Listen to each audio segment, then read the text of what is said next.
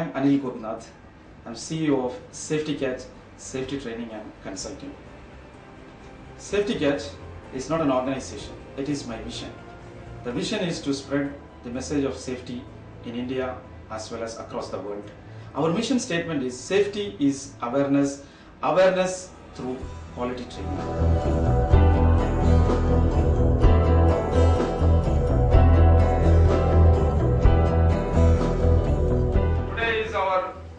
Third day of training, and we are going into a very important topic, that is risk assessment. This is what is the practical aspect of safety, that is identifying the hazards and controlling the risk. So before I get into today's topic, let us just have a quick shot of the previous lessons that we learned, the HSE management system. So what are the elements of HSE management system? Policy. One this side will say, the other one this side will say. First one, policy. Second, organizing. Planning and implementing. Evaluation. Action for improvement. Audit. So the complete HSE management system, in short, we call it POPIA. Okay, policy, organizing, planning and implementing, evaluation, action for improvement, and audit. So today, we are into the heart of the HSE management system. If I say that the policy is the head of the system, policy is the head of the system, then planning is the heart of the system. So today we are into the planning. In the planning, the most important plan what we do is today's topic, that is risk assessment. You see, this I am going to show you a real-time accident that could have been prevented if they have done a proper risk assessment. So what is the importance of risk assessment? That we are going to understand by seeing this real-time accident. Now you see here, something, this is a lake, something has fallen into this lake and they have brought a crane. Obviously if something falls, we all go for a crane to lift it. So what they are trying to lift is a car. And you see now, this car fell into this lake because this condition is unsafe. Correct or not? Lifting is a very risky operation. You need a lot of planning and risk assessment to do this, which they have not done.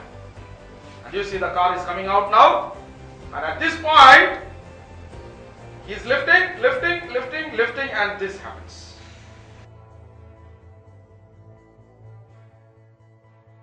Now all are discussing what to do. Now obviously we have to lift both of them. So again bring a big crane.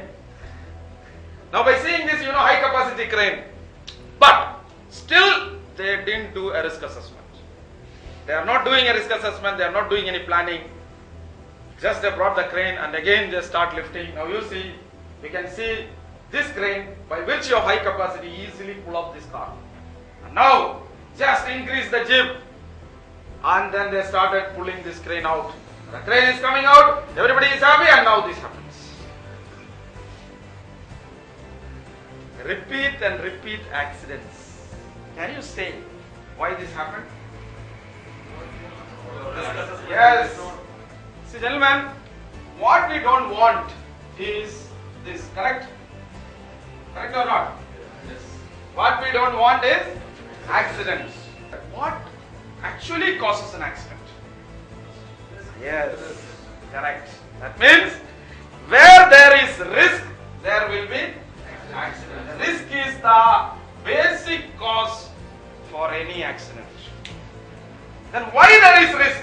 Why you told when I am standing here, no problem, but if I go and stand in the middle of the road, there is risk. Why? Hazard. Very good. Because something with the potential to cause loss. That means hazard is the root cause for any accident. Correct? Hazard will create risk and the risk will create accident.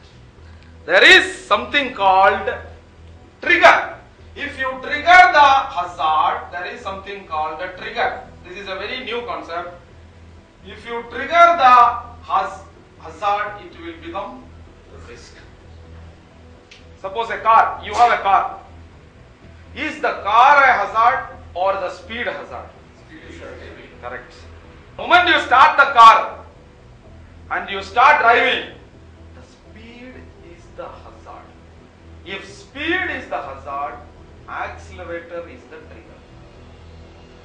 The more you accelerate, your risk will high. Now you understand? The first step of risk assessment is identification of hazard. Right now. Identification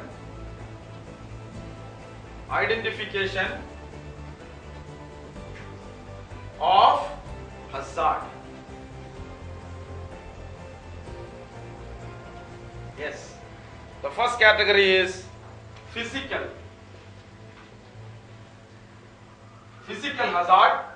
The second category is chemical hazard. For example, any chemicals or gaseous compounds which is hazardous to health comes under chemical hazard. For example, cement is a chemical, carbon monoxide, hydrogen sulfide. Then the third category is biological hazards. Then the fourth category is psychological, or you can say psychological hazard. The ergonomic hazard. Ergonomic means the human body, any hazard which injure you internally. So this bending and lifting is an ergonomic hazard. The twisting of the body, the reaching, the continuous repetition motion, this all comes under ergonomic category. So now you understood clearly? How many categories of hazards are there? Just remember this hand. Five fingers, 5 categories. Physical, chemical, biological, psychological. Okay? So now you know what are the types of hazards. So the risk is the likelihood into severity. What is the chance of an accident? You multiply with what is the severity, you get risk. And then we need to classify the risk into high risk, medium risk, and low risk. So again you see here, definitely this lady, when she is climbing on this ladder, her likelihood or chance of falling is less comparing to this ladder. But definitely if she is going to climb this ladder, her chance of falling is very, very high. Clear? Now come to the consequence. Not only the chance, when you evaluate the risk, we have to go through both. We have to multiply the chance into consequence. If this lady is going to fall from any of this ladder at this height, here the height is the factor. The factor which decides the severity is the height. So again we give values here for consequence. If this height is 1, the next height is 2, the great height is 3. This is the rating for what? Consequence. Okay? Now when you do a multiplication, it becomes 1 into 1, 1, 2 into 1, 2, 3 into 1, 3. It becomes a matrix, and this matrix is called risk evaluation matrix. Our highly qualified and experienced trainers are our assets. They come from varied industries across the world, like the Dubai Dry Dock, the Petroleum Development of Oman, United Nations, Indian Oil Corporation, etc. For maximum effectiveness, our trainers study each and every organization's background before entering into a training. We do a thorough back check, even sometimes the site survey, to find out what are the hazards and the risks that exist in your organization, and based on that we develop our syllabus and PPTs. Our trainers deliver this in a very interactive style of teaching, which is tuned with the modern learning systems. This gives the quality of our training is accepted by all the people, right from the workers till the management level. We have different slots of training for your workers as well as for the management staff. One of the hot topic what we generally cover today is the behavior based safety management. Since 2009, we have covered many industries in India as well as abroad and spread this message of safety is awareness through training.